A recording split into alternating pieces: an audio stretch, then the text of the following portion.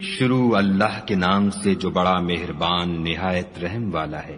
قیامت قریب آ پہنچی اور چاند شق ہو گیا، اور اگر کافر کوئی نشانی دیکھتے ہیں تو منہ پھیر لیتے ہیں اور کہتے ہیں کہ یہ ایک ہمیشہ کا جادو ہے، اور انہوں نے جھٹلایا اور اپنی خواہشوں کی پیروی کی، اور ہر کام کا وقت مقرر ہے، اور ان کو ایسے حالات سابقین پہنچ چکے ہیں جن میں عبرت ہے، اور کامل دانائی کی کتاب بھی، لیکن ڈرانا ان کو کچھ فائدہ نہیں دیتا۔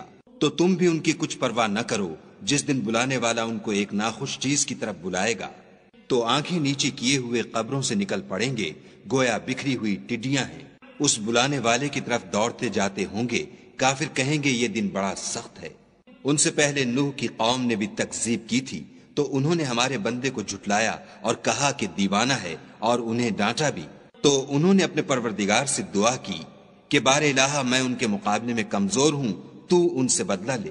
بس ہم نے زور کے مہ سے آسمان کے دہانے کھول دیے اور زمین میں چشمے جاری کر دیے، تو پانی ایک کام کے لیے جو مقدر ہو چکا تھا جمع ہو گیا، اور ہم نے نوح کو ایک کشتی پر جو تختوں اور میخوں سے تیار کی گئی تھی سوار کر لیا۔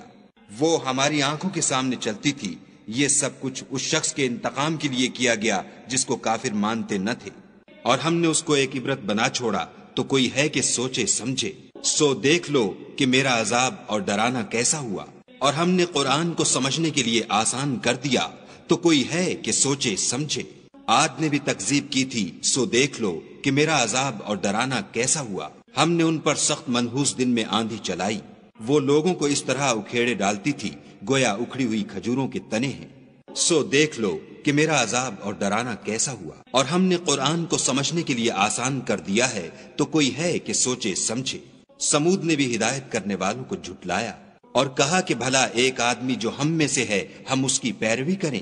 یوں ہو تو ہم گمراہی اور دیوانگی میں پڑ گئے۔ کیا ہم سب میں سے اسی پر وحی نازل ہوئی ہے؟ نہیں، بلکہ جھوٹا خود پسند ہے۔ ان کو کل ہی معلوم ہو جائے گا کہ کون جھوٹا خود پسند ہے۔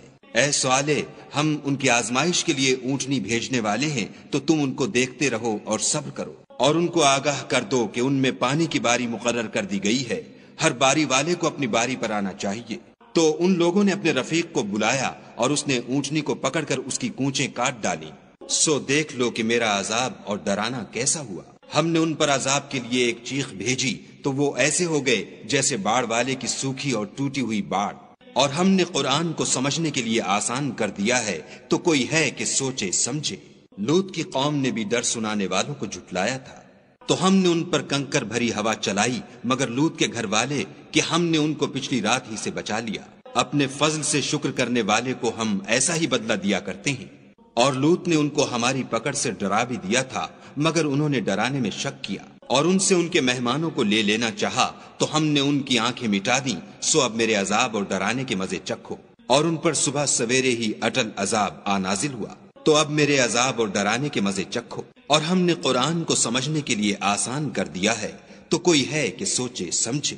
اور قوم فرعون کے پاس بھی ڈر سنانے والے آئے، انہوں نے ہماری تمام نشانیوں کو جھٹلایا، تو ہم نے ان کو اس طرح پکڑ لیا جس طرح ایک قوی اور غالب شخص پکڑ لیتا ہے۔ اے اہل عرب، کیا تمہارے کافر ان لوگوں سے بہتر ہیں، یا تمہارے لیے پہلی کتابوں میں کوئی فارغ خطی لکھ دی گئی ہے؟